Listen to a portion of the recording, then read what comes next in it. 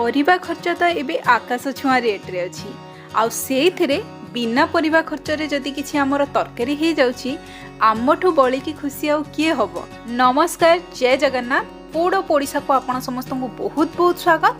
तो आज आमे बनेबा बेसन आलू तरकारी जोटा कि बहुत ही टेस्टी लगी थाए आउ एटा बहुत ही सॉफ्ट बनिबो, बहुत ही जूसी रहिबो एटा। तो आपण डेफिनेटली रेसिपी को ट्राई करिबा और केमती लागिला कमेंट्स माध्यम रे जणाइबा को जमा भी भूलिबेनी। तो चलंतु स्टार्ट करिबा आजिर रेसिपी। तो प्रथमे आमे गोटे मसला प्रस्तुत करिबा जोथि पई कि मु नेछि 2 चम्मच जीरा, 1 चम्मच गोलमरीच, 8टा मु एठी नेछि गुजराती आउ खंडे नेछि दालचीनी। ता संगे मु एठी नेछि 2टा सुखिला लंका। लंकाटा को आपण आपणकर टेस्ट मुताबिक कम बेसी करि परिबे। ता संगे मु एठी नेछि 1 इंच अदा, गोटे मीडियम साइज रो पियाज को मु छोट छोट पीस करके काटी नेछि।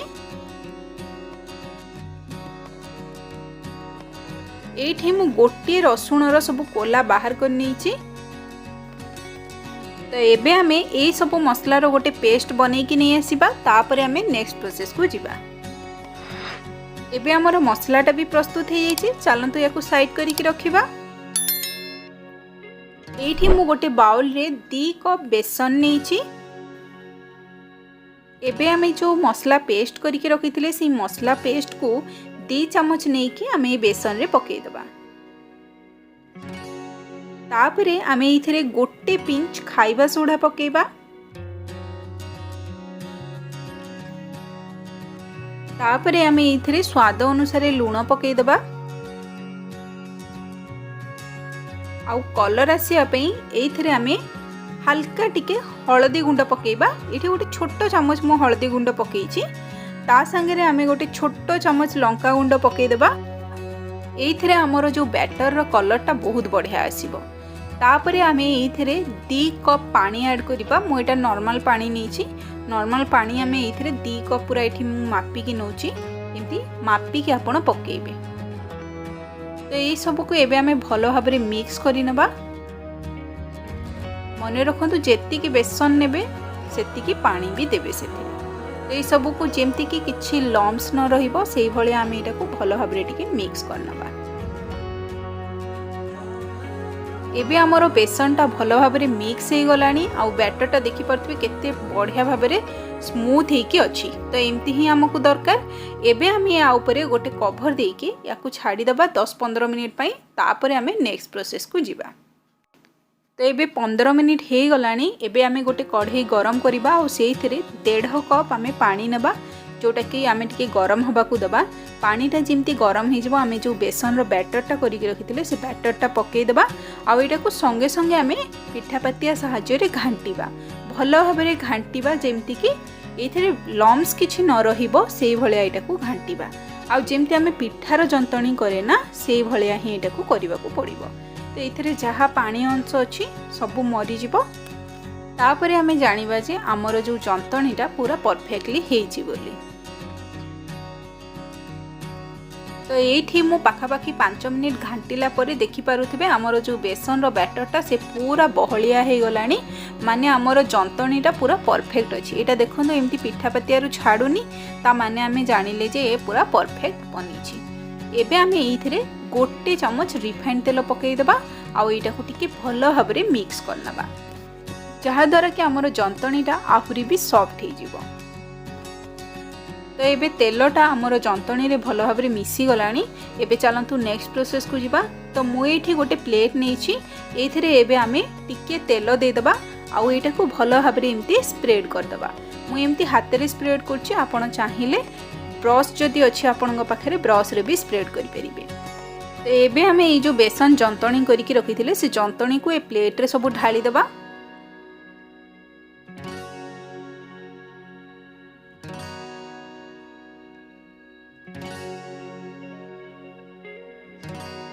तापरे आमे एटा कोई प्लेट रे भलो भाबरे स्प्रेड कर दबा जेमती कि सबु साइड रु इक्वाली स्प्रेड हे जिवो। आपण चाहिले हाथ रे करि परिबे न हेले तो पिठापातिया सहाय्य रे भी आपण एमती दबेई कि ताकू सबु साइड रु समान करके पिठा भलिया करनेबे। मते किंतु हाथ रे टिके सुविधा लागे तो मु एठी हाथ रे एमती ताकू धीरे धीरे हल्के की प्रेस कर नौची ताकि सबु साइड रो सेटा इक्वाली स्प्रेड हो जिवो। तो ये देखो मु पूरा सबु साइड रो एटा को भल भाव में स्प्रेड कर नहीं एमती पूरा पिठा भाया हो जाइए। एबे आमे याकू ठंडा हवा पे छाड़ी देबा। जो कढ़ई रे आमे बेसन जंतणी करथिले सेही कढ़ई रे देखि परथबे बहुत सारा बेसन लागिछि। तो एइथरे आमे टिके पानी दे देबा आ ओइ पानी टाकू टिके फुटिया पे छाड़ी देबा।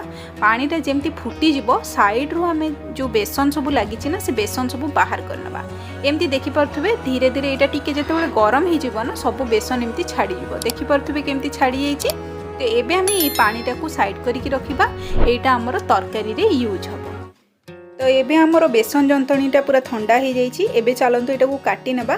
तो काटिया पे मु एठी गोटे छुरी नहीं जो थी कि आमे हल्का टिके तेल एमती लगे देबा जहा द्वारा कि हमरो जो बेसन रो जो आमे जंतणी करछे सेटा हमरो जो छुरी रे लागिवनी।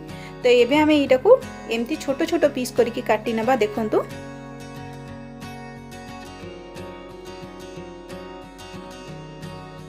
प्रथमे आमे एमती सीधा रे गोटे लाइन दे देबा। तापरे ना प्लेट टाको बुले देबे जो थी कि आपन को इजी हबो एटा को काटिया पे। आउ एई पटो भी एमती सीधा रे आमे काटी दबा जो थी कि एटा को स्क्वायर साइज रो पीस आमे करूछे। जदि आपन चाहिबे आपनकर पसंद मुताबिक साइज करि परिबे।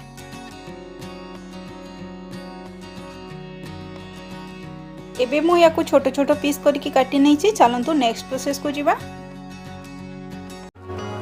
एबे आमे गोटे कढ़ई गरम करबा और सेइथिरे किछि रिफाइंड तेल नबा जो थी कि आमे आमर जो बेसन टाकू छाणीबा। तो ये टिके आमे अधिका क्वांटिटी रे तेल नबा।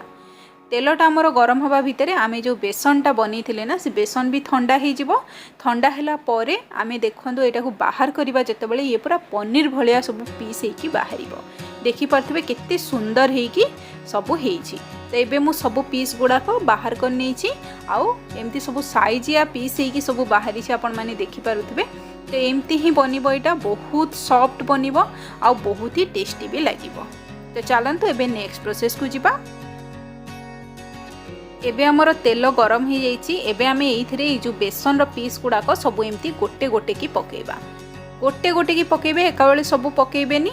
एमती धीरे धीरे हल्के की आमे गोटे गोटे की पकेकी एटा को भलो भाबरे टिके छाणी देबा जे पर्यंत कि एटा गोल्डन ब्राउन कलर न हेछि। आउ एटा को आपण मीडियम फ्लेम रे छाणीबे। हाई फ्लेम कले ऊपर पोड़ी जिवो भीतर टिके कंचा कंचा रही जिवो। तो सेइथि पई मीडियम फ्लेम रे एटा को आमे हल्के की छाणी नबा।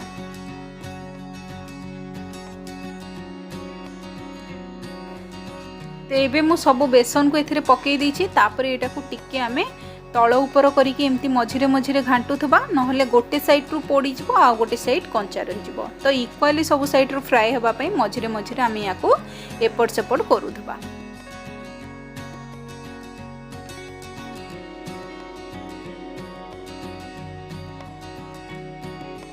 तो एबे हमरो जो बेसनटा पूरा बढ़िया भाबे रे देखंतु गोल्डन ब्राउन कलर हे गलानी।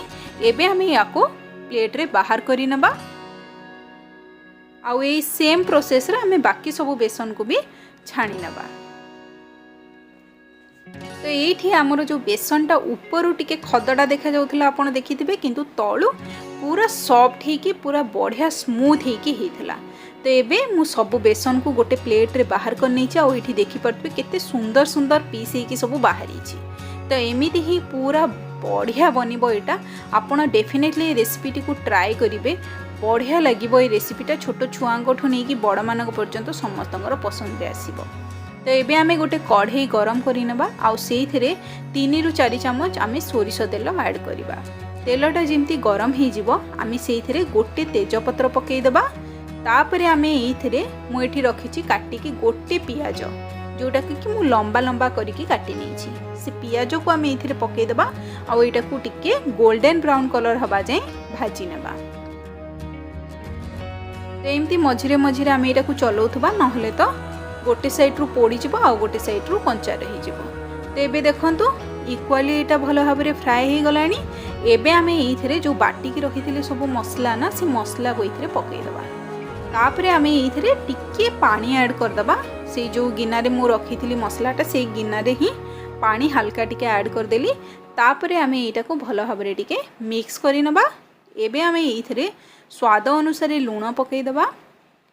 आउ गोटे चामच आम ये हलदी गुंड पकेबा आ गोटे बड़ चामच लंका गुंड पकेबा जो थी कि यार कलरटा बहुत बढ़िया आसीबो। एबे आम ये सबको भल भाव मिक्स करनेबा आ मसलाटा को भल भाव टिके कषिबा 8 ରୁ 10 मिनिट पूरा धीरे धीरे एमती पानी दौथे हल्के हल्के कि आउ एटा को भल भाव कषि नौथे। एमती कषिला 8 ରୁ 10 मिनिट पर मसलाटा आमर देखो एमती तेल छाड़ी तेल छाड़िले साइड रू आपन जानबे जे मसलाटा पूरा रेडी हो जाइए। एबे आम ये गोटे टमाटो पकेबा जोटा कि मु छोट छोट पीस करके काटी नहीं।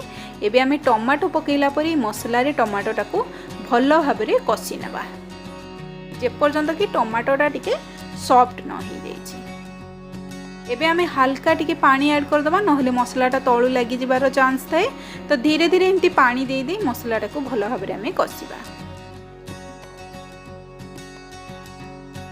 तो ये देखी पारे किसी समय पर मसलार कलरटा आमर केते बढ़िया आसी देखु आउ मसलाटा भल भाव कषि भी हो गलानी।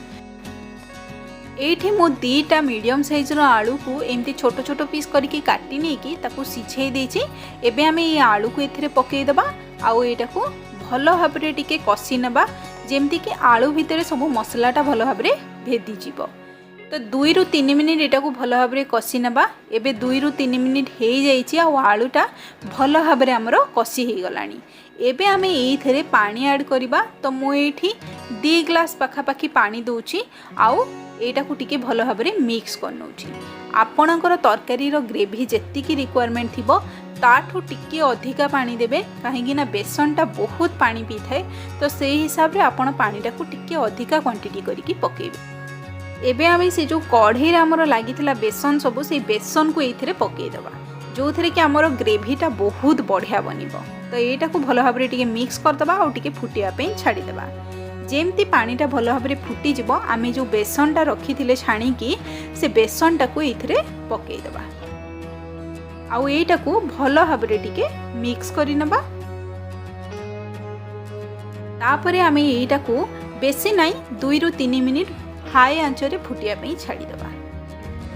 2 ରୁ 3 मिनिट यहाँ भल भाव फुटीगलानी। यहाँ को बेसी फुटेया दरकार नहीं। एबे आम ये गोटे छोट चामच पकेबा गरम मसला गुंड। तापर आम यहाँ को कभर करदबा आउ गैस आंचटा को ऑफ करके यहाँ को छाड़ीदेबा 10 मिनिट। 10 मिनिट पर आम यार कभर जितेबाला बाहर करवा देखिपे केते बढ़िया भाव आमर बेसन सब गोटा गोटा होइकी अच्छी। ग्रेवीटा भी टिके बहलिया बहलिया होइकी अच्छी। एइथिरे आपणकर टिके परिश्रम लागिबो जंतणी रे नहले तो पूरा सब इजिली हो आ बहुत ही टेस्टी भी बनिबो। आउ एटा बहुत ही सॉफ्ट होता है। देखंतु केते बढ़िया सॉफ्ट होइकी अच्छी भीतर पूरा सॉफ्ट होइकी जूसी रहिबो आउ बहुत ही बढ़िया लागिबो। तो आपण डेफिनेटली रेसिपीटी को ट्राए करेंगे आउ केमती लगिला मते कमेंट्स माध्यम जानवा को जमा भी भूलिबेनी। आजिर वीडियोटी तो देखिले आपण माने जदि आपण मानक आजिर वीडियोटी भल लगी ताहले लाइक शेयर और सब्सक्राइब करिया को जमा भी भूलिबेनी। एमती भी बढ़िया बढ़िया सब रेसिपी नहीं कि आसीबी। आज पई रहूची जय जगन्नाथ।